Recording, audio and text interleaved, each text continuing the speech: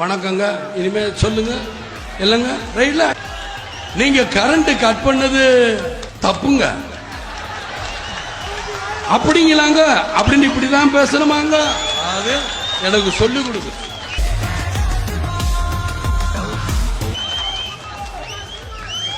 விஜயகாந்துக்கு முடியாது. இதனால அன்பா சொன்னீங்கன்னா காலில் விழுவேன். எது உண்மைங்க. அதே மக்களுக்கு என்ன தேவை சொல்லுங்க, நான் மட்டுக்கு அதை விட்டு இந்த அடிச்சு விடுவேன் ஜெயில. அதுக்கெல்லாம் வேற வேற வேற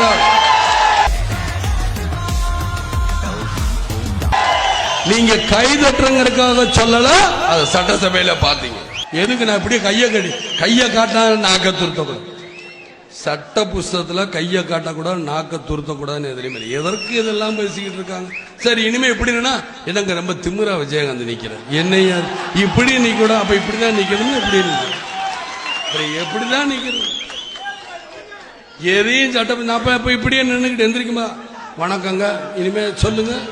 இல்லங்க ரைட்ல நீங்க கரண்ட் கட் பண்ணது தப்புங்க அப்படிங்களாங்க அப்படின்னு இப்படிதான் பேசணுமாங்க? அது எனக்கு சொல்லி கொடுக்கு. விஜயகாந்துக்கு முடியாது. இதனால அன்பா சொன்னீங்கன்னா காலில் விழுவேன். எது உண்மைங்க.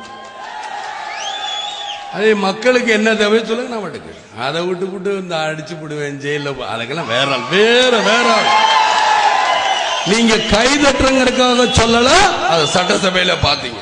அதாவது சொல்லுவாங்க, பைபிள்ல கூட நான் படிக்கும்போது சொல்லுவேன், வலது கை கொடுக்கிற தர்மம் இடது கைக்கு தெரியக்கூடாது. நான் சொல்றேன், கள்ளழகர் படத்துல சொன்னேன், வலது கை எடுத்து கொடுக்கிற அந்த நேரத்தில் யோசிச்சா தப்பு தான், நான் இடது கையில் எடுத்து கொடுக்கிறேன். அந்த அளவுக்கு தர்மம் மிகச் சிறந்தது, சால சிறந்தது. இவங்கெல்லாம் சொல்லுவாங்க, நீ 4 ஏழைகளுக்கு உதவி பண்ணிப்பாரு, அதுல இருக்கிற சுகம் எதுலையும் கிடையாது. இதை நான் அனுபவிச்சிருக்கேன், அணுகுணவா அனுபவிச்சிருக்கிறேன். வீடு கட்டணும்னு நான் நினைப்பேன், வீடு கட்ட விட மாட்டாங்க.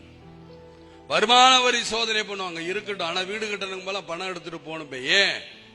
நான் நல்லா இருக்கணுங்கிறதுல, என்னை நம்பி வரங்க நல்லா சாப்பிடணுங்கிறக்காக தான். அதற்கு உண்டான வீடு இல்லையா, அந்த வீடு கட்டணுங்கிறக்கா எவ்வளவு போராடுறீங்க. மனைவி கிட்ட நான் பேசிக்கிட்டே இருப்பேன். ஆக இதைத்தான் நான் கத்துக்கிட்டு இருக்கேன். எனக்கு கத்துக் கொடுத்தவர் யார்? என்னுடைய குருநாதர் மக்கத்திலகம் எம்ஜிஆர் அவர்கள் தான். ஆக நான் கத்துக்கிட்டு இருக்கிறேன், எல்லாருக்கிட்டையும் நான் கத்துக்கிட்டு இருக்கேன். என்ன நல்லதே கத்துக்கிறேன். என்னையே செத்த 6க்கு 3 என்ன கொண்டு போற? காசு பணத்தை கொண்டு போறியா சொல்லுங்க பார்க்கலாம். நீங்க கோடி கோடியா கொள்ளையடிச்சு ஊழல் பண்ணி சேர்த்து அந்த காசை கொண்டு போறீங்களா, இல்ல காசுலாம் எரிக்க போறீங்களா? சந்தன கட்டையால எரிக்கலாம், காசு இல்லாத என்ன பண்ணுவீங்க? இல்ல புதப்பாங்க. வாரில கூட என்ன பண்ண, நீளம் 6க்கு 3 அதே வருஷம் குத்த வச்சு வைக்கிறேன். இப்படிக்கிறான், சும்மா 2 அடி போகுது, இதுக்குள்ள சொருங்க 3 அடிக்குள்ள. அதுக்கு கூட இடம் இல்லையே, அப்புறம் எதற்கு உங்களுக்கு காசு படம்? மக்களை வாழவி, மக்களை சிரிக்கவி, மக்களை சந்தோஷப்படுத்தும். இதைத்தானே நீங்க சொல்றது. ஒவ்வொரு மதத்திலையும் பகவத்கீதையில கூட கிருஷ்ணர் என்ன சொல்றாருங்கிறது நீங்க புரிஞ்சுக்கணும். எல்லாத்தையுமே எல்லா மதமும் ஒன்றைத்தான் சொல்லுது.